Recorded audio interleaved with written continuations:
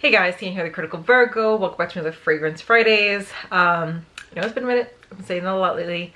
So I figure what better than to talk about something that I've been putting off talking about for a few years now. One of the first videos that I put up on my channel was how to get Paris exclusives.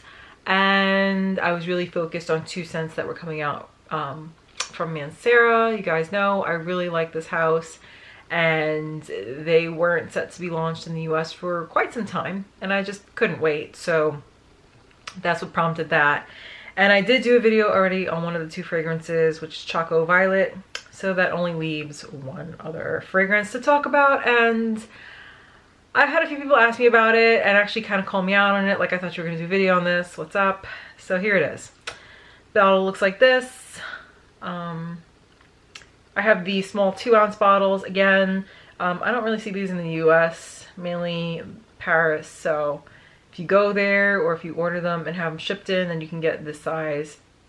So this is the 2-ounce one again. I've gone through about maybe half of it, but I've had this for what? I was in Ohio. So that's 1, 2, almost 3 years ago. Wow, it's been a while. So I put off talking about this one for a while. I think because it didn't smell the way I thought it would. I had imagined it to be something different, and it's not bad again, but it just wasn't what I had expected.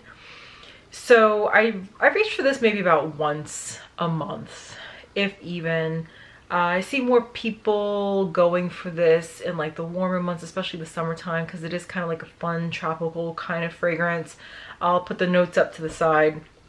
But the things that stand out the most, I mean, clearly by the name, it's, you know, vanilla and coconut. Unfortunately, on my skin, a lot of coconut fragrances tend to smell like Play-Doh, especially if they have like vanilla in them. And this is no exception to that. 3 of the 4 coconut vanilla fragrances that I have pull that way. So that's probably one of the reasons why I don't reach for this one as much. I know people like it because it does have like a nice sweet fruity aspect to it. It's probably that peach that's in it. It's also a little woody, a little musky, and it's a gourmand.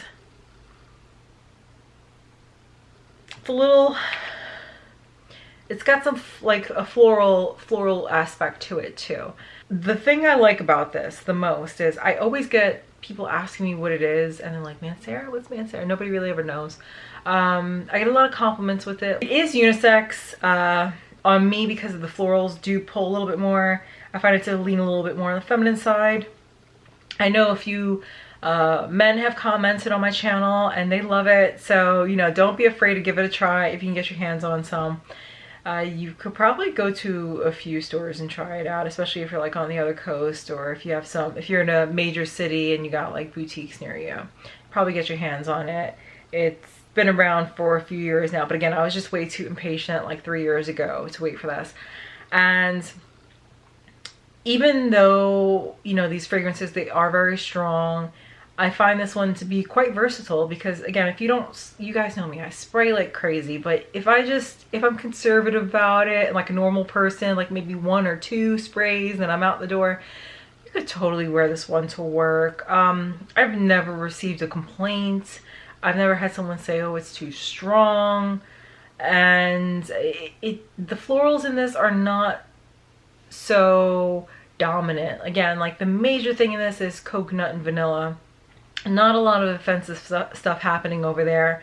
It reminds me of like a Yankee Candle. I did say earlier that I saw this fragrance on like discount websites, and I saw like the 4-ounce bottles going for, I think it was like $82, which was kind of crazy. Again, I do have the 2-ounce one, and we're not going to go into how much I spent on this for all the special handling fees and the normal shipping and handling fees.